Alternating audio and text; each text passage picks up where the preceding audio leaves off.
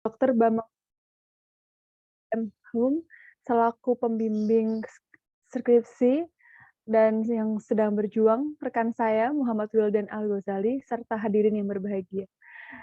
Pertama-tama, marilah kita panjatkan puji dan puji syukur atas kehadirat Tuhan Yang Maha Esa, karena berkat rahmat dan karunia-Nya, kita semua dapat berkumpul pada Zoom meeting hari ini. Untuk memulai acara pada hari ini akan dibuka dengan doa bersama. Berdoa menurut keyakinan dan kepercayaan masing-masing, berdoa dimulai.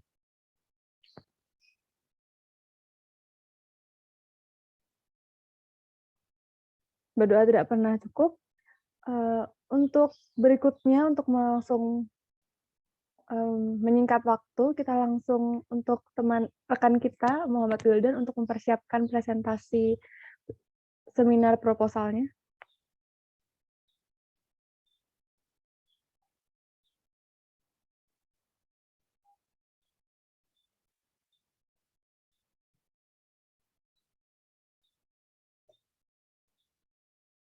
Baik, terima kasih untuk Mbak Aden sebagai moderator. Pertama, Assalamualaikum warahmatullahi wabarakatuh. Selamat pagi kepada Bapak Dr. Bambang SHM Hum sebagai pembimbing saya dan juga rekan-rekan hadirin yang saya hormati. Di sini izinkan saya untuk memperkenalkan diri kembali. Nama saya Muhammad Wildan Al-Ghazali dengan NIM E00019298. Dan pada pagi ini saya akan melakukan seminar proposal atas proposal saya yang berjudul Tinjauan tentang Pembuktian Dakwaan Perkara Penggelapan dengan Kesaksian Notaris, Studi Kasus Putusan Nomor 67/B/2020/PN SKT. Adapun lembar pengesahan, yaitu proposal saya sudah disahkan oleh Pak Bambang pada tanggal 5 Oktober 2022. Latar belakang saya mengambil penelitian ini yaitu tindak pidana penggelapan merupakan salah satu jenis kejahatan terhadap kekayaan manusia yang diatur dalam Kitab Undang-Undang Pidana. PAF Lamintang menjelaskan bahwa penggelapan merupakan penyalahgunaan hak atau penyalahgunaan kepercayaan oleh seseorang yang mana kepercayaan tersebut diperoleh tanpa adanya unsur melawan hukum. Kitab Undang-Undang Hukum Pidana atau KUHP pada buku 2 mengatur tentang penggelapan atau verduistering. Rumusan pokoknya diatur pada pasal 372 hingga pasal 377 KUHP. Notaris adalah pejabat umum yang artinya ia diangkat dan diberhentikan oleh pemerintah serta memiliki kewajiban dan kewenangan berupa melakukan pelayanan publik dalam hal tertentu. Menurut definisi yang terdapat pada pasal 1 ayat 1 Undang-Undang Republik Indonesia Nomor 2 Tahun 2014 tentang perubahan atas Undang-Undang Nomor 30 Tahun 2004 tentang jabatan notaris, yaitu notaris adalah pejabat umum yang berwenang untuk membuat akta autentik dan memiliki kewenangan lainnya, sebagaimana dimaksud dalam undang-undang ini atau berdasarkan undang-undang lainnya. Menurut KUHP, saksi adalah orang yang dapat memberikan keterangan guna kepentingan penyidikan, penuntutan, dan peradilan tentang suatu perkara pidana yang ia dengar sendiri, ia lihat sendiri, dan ia alami sendiri. Keberadaan notaris sebagai saksi jika dikaitkan dengan jabatannya dalam bidang hukum berkewajiban untuk mendukung lancarnya proses peradilan. Penggunaan akta autentik sebagai alat bukti memerlukan pembuktian autentivitas akta yang bersangkutan sehingga diperlukan pemeriksaan akta autentik sebagai alat bukti. Untuk kepentingan tersebut, maka diperlukan pula pemeriksaan terhadap notaris sebagai pihak yang membuat akta autentik. Pembuktian autentikasi akta autentik maupun notaris sebagai subjek yang membuat akta autentik tidak dapat dilakukan secara sembarangan, karena akta autentik mengandung sifat kerahasiaan atau minuta yang dibuat oleh notaris. Untuk kasusnya dalam putusan nomor 67/B/2020/PN SKT dengan terdakwa Andi Nurul Huda SE pada bulan Januari 2017 atau pada waktu lainnya dalam tahun 2017 bertempat di Surakarta, di mana terdakwa menggelapkan uang pembayaran pembelian tanah milik saksi korban Raden Mas Marcelino Yestian Wisesotito dari PT Indako Warna Dunia. Berbekal surat kuasa dari notaris, terdakwa menjual tanah bangunan dengan sertifikat hak guna bangunan nomor SHGB 000064 Kelurahan Kerten sebagaimana diuraikan dalam surat ukur tanggal 5 Agustus 2016 nomor 1169 Kerten 2016 seluas 2.870 meter persegi dengan nomor identitas bidang tanah 11.02.01.09.0297 kepada pihak PT Indako Warna Dunia yang diwakili oleh Saudara Wahyu Fajar Waspodo SH seharga 15 miliar rupiah. Dengan kesepakatan pembayaran atas pembelian tanah dan bangunan, terdakwa hanya menyerahkan uang sejumlah 1 miliar rupiah kepada saksi korban, sedangkan sisa pembayaran sebesar 8 miliar rupiah tidak diserahkan kepada saksi korban, melainkan digunakan sendiri untuk keperluan pribadi terdakwa. Dalam perkara yang akan diteliti oleh penulis, terdakwa menggelapkan hasil penjualan tanah milik korban. Terdakwa menjual tanah korban dengan menggunakan surat kuasa dari notaris. Dalam hal ini, notaris berkewajiban secara langsung maupun tidak langsung untuk menjaga lancarnya proses hukum yang terjadi, termasuk di dalamnya berkenaan dengan proses peradilan.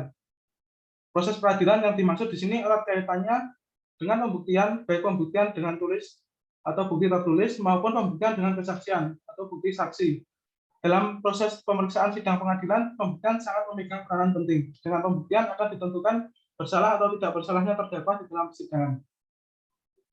Atas latar belakang tersebut, maka dirumuskanlah masalah yang pertama, bagaimana kedudukan kesaksian notaris dalam pembuktian dakwaan perkara pidana penggelapan. Lalu yang kedua, apakah hakim mempertimbangkan kesaksian notaris dalam pembuktian dakwaan perkara pidana penggelapan. Penulis bertujuan dalam melakukan penelitian ini yaitu untuk meninjau kedudukan kesaksian notaris dalam pembuktian dakwaan perkara pidana penggelapan, meninjau pertimbangan hakim terhadap kesaksian notaris dalam pembuktian dakwaan perkara pidana penggelapan, dan menambah pengetahuan dan wawasan bagi penulis mengenai kedudukan kesaksian notaris dalam pembuktian dakwaan perkara pidana penggelapan. Manfaat penulisan dari penelitian ini akan menghasilkan dua manfaat, yaitu manfaat teoritis dan juga manfaat praktis. Adapun untuk manfaat teoritis, di mana hasil penelitian ini diharapkan dapat memberikan sumbangan pemikiran bagi pengembangan ilmu pengetahuan hukum pada umumnya dan hukum acara pidana pada khususnya, menambah khasanah keilmuan dalam mengetahui pandangan hukum acara pidana mengenai kedudukan kesaksian notaris dalam pembuktian dakwaan perkara pidana penggelapan, dan juga hasil penelitian ini dapat dipakai sebagai acuan terhadap penelitian-penelitian sejenis atau tahap berikutnya. Dan untuk manfaat praktis, menjadi wahana bagi penulis untuk mengembangkan penalaran dan membentuk pola pikir sekaligus untuk mengetahui kemampuan peneliti dalam menerapkan ilmu yang diperoleh, dan juga hasil penelitian ini diharapkan dapat membantu memberikan tambahan dan pengetahuan terhadap pihak-pihak terkait dengan masalah yang sedang diteliti, juga kepada berbagai pihak yang berminat pada permasalahan yang sama. Dalam penelitian ini, penulis melakukan tinjauan pustaka yang dibagi dua sebagai kerangka teori dan juga kerangka pemikiran. Kerangka teori menjadi 4 subbab. Yang pertama ada tinjauan umum tentang pembuktian yang berisikan pengertian, teori, alat dan jenis bukti, prinsip pembuktian pada perkara pidana, beban, dan juga sistem pembuktian.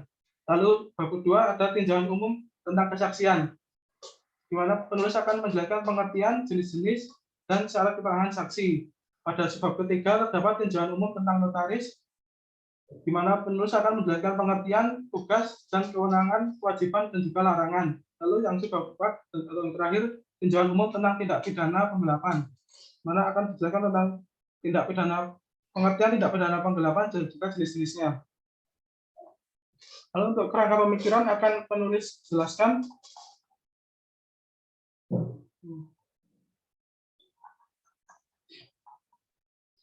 Tindak pidana penggelapan yang dilakukan oleh Andi Nurul Huda SE yang telah diadili dan diputus oleh Pengadilan Negeri Surakarta dengan putusan nomor 67/B/2020/PNSKT. Dalam perkara tindak pidana ini, terdakwa dan saksi hadir dalam persidangan untuk dilakukan pemeriksaan terhadap terdakwa.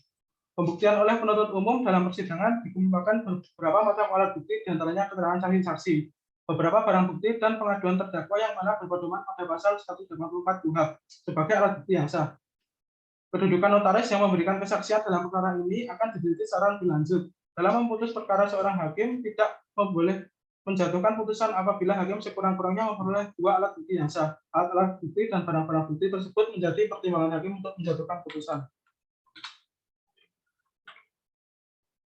Dalam melakukan penulisan ini, penulis akan menggunakan metode penelitian yang bersifat normatif. Untuk jenis penelitian yang digunakan adalah penelitian normatif ataupun penelitian hukum doktrinal. Sifatnya menggunakan preskriptif dan terapan. Preskriptif artinya ilmu hukum mempelajari tujuan hukum, nilai-nilai keadilan, validitas aturan hukum, dan norma-norma hukum. Pendekatannya penulis akan menggunakan pendekatan kasus. Yang menjadi dasar pendekatan ini adalah rasio desidendi atau reasoning, yaitu kedudukan kesaksian notaris untuk sampai kepada suatu putusan. Penulis juga akan menggunakan dua jenis bahan hukum, yaitu bahan hukum primer dan juga bahan hukum sekunder. Bahan hukum primer penelitian ini yaitu ada KUHP, Undang-Undang Republik Indonesia Nomor 8 Tahun 81 tentang Hukum Acara Pidana, Undang-Undang Republik Indonesia Nomor 30 Tahun 2004 tentang Jabatan Notaris, Undang-Undang Republik Indonesia Nomor 48 Tahun 2009 tentang Kekuasaan Kehakiman, Undang-Undang Republik Indonesia Nomor 2 Tahun 2014 tentang perubahan atas Undang-Undang Nomor 30 Tahun 2004 tentang Jabatan Notaris, dan juga putusan Pengadilan Negeri Surakarta Nomor 67/B/2020/PNSKT.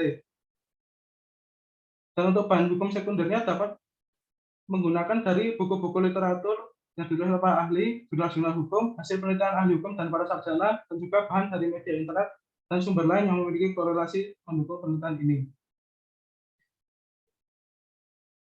Teknik pengumpulan bahan hukum dalam proses ini bertujuan untuk memperoleh bahan hukum yang diteliti, dan juga untuk teknik analisisnya akan menggunakan metode silogisme yang menggunakan pola pikir deduktif. Premis mayor dalam penelitian ini adalah kedudukan kesaksian notaris, sedangkan premis minor dalam penelitian ini adalah keputusan hakim kepada terdakwa penggelepan. Kemudian kedua premis tersebut diteliti dan ditarik menjadi suatu kesimpulan untuk menyelesaikan permasalahan yang sedang diteliti. Untuk jangka waktu penelitian akan dilaksanakan dalam jangka waktu 6 bulan dengan rincian seperti berikut.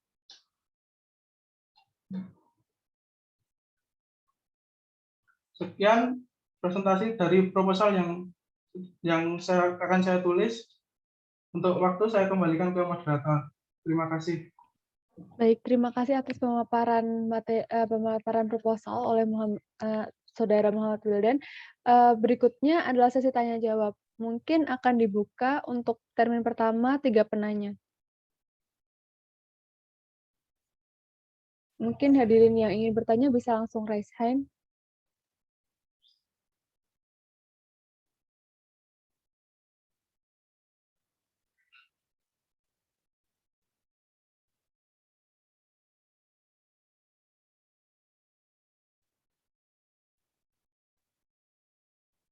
Oh ya, untuk sembari menunggu teman-teman yang ingin bertanya, mengingatkan kembali untuk teman-teman jangan lupa untuk presensi telah menghadiri seminar proposal pada pagi hari ini.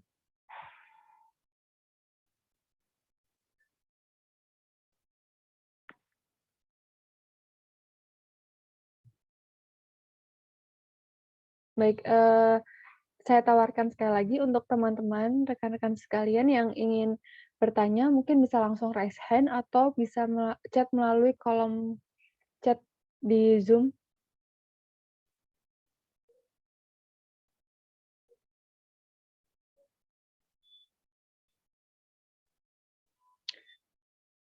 Baik, karena tidak ada rekan-rekan yang bertanya, mungkin setelah ini akan dilanjutkan ke sesi berikutnya, yaitu sesi foto bersama. Untuk teman-teman yang berkenan mungkin bisa langsung on cam terlebih dahulu.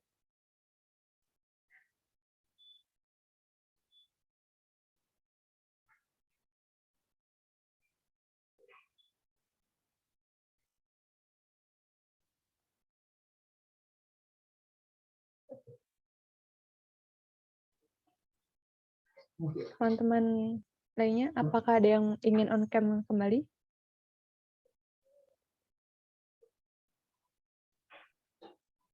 Satu, dua, tiga.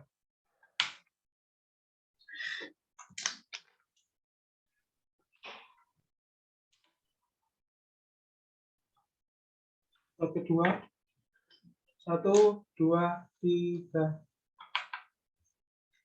Nah, terima kasih teman-teman.